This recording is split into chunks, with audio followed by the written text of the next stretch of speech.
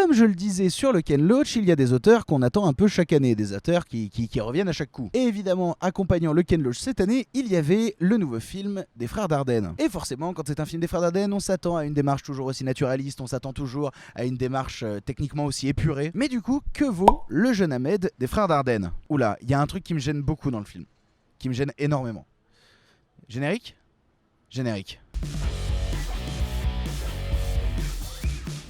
En gros, l'histoire du film Le Jeune Ahmed, ça raconte l'histoire du jeune Ahmed qui est élevé seul par sa mère avec ses frères et sœurs et qui va se faire un peu embrigader par l'imam de sa ville dans une démarche assez extrémiste, ne le cachons pas, au point où il va se mettre en tête que sa prof est une koufar et qu'il faut l'assassiner pour faire le djihad. Voilà, déjà sujet éminemment politique, voilà, ça va être compliqué, Comme je vous disais, c'est une démarche qui est toujours aussi naturaliste dans la réalisation. On reste sur des plans séquences, on essaie vraiment de faire le moins de cuts possible avec une caméra portée. Le but, c'est d'être au plus proche du réel. Le but, c'est de pas mettre de musique. Le but, c'est d'être dans une démarche par instant quasi documentaire. En gros, un épisode de striptease où ça tournerait mal. C'est un vrai drame social. Et comme je le disais, si on est fan des Dardenne et si on est fan de leur style, on sera pas perdu parce qu'on retrouve tout ce qui fait l'essence de leur cinéma. C'est ce qui a fait leur succès et donc ça devrait à nouveau marcher auprès du public qui les aime. Mais le film me fait poser des questions. Déjà parce que quand on prend des acteurs non professionnels pour une démarche justement plus réaliste, il faut pas qu'on connaisse trop la gueule de la personne avant, et il faut être ultra exigeant avec eux parce que ça peut très vite se casser la gueule si ça joue mal.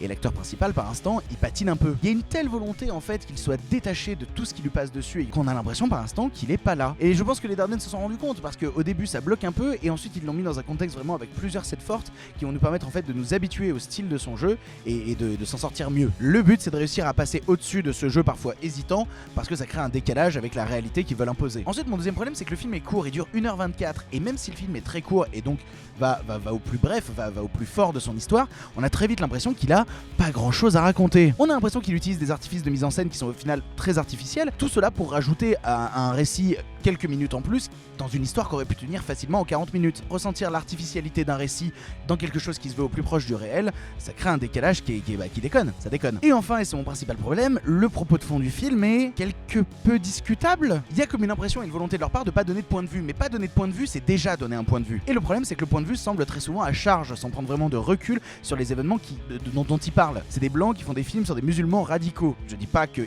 peuvent pas le faire, je dis juste que ça demande du coup de prendre un vrai temps de recul et de réflexion sur ce dont on est en train de parler. Il y a des imams qui manipulent des gosses, il y a des familles qui se déchirent, c'est un fait.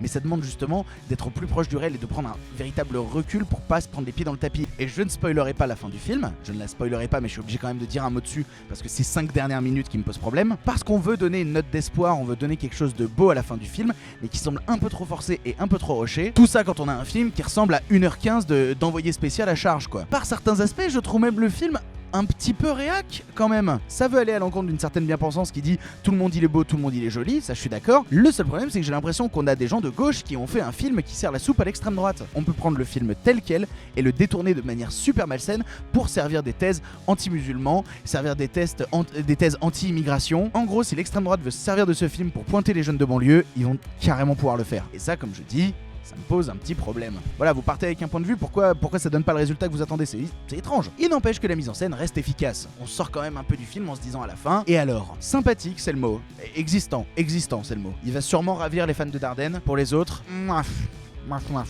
mais il y a d'autres films pendant ce festival, il y a même des séries. Oh mon dieu, on va faire une vidéo hors série sur une série, faut qu'on fasse ça. Je pense que c'est une bonne idée de faire ça. Allez, on se retrouve pour d'autres vidéos. À très vite.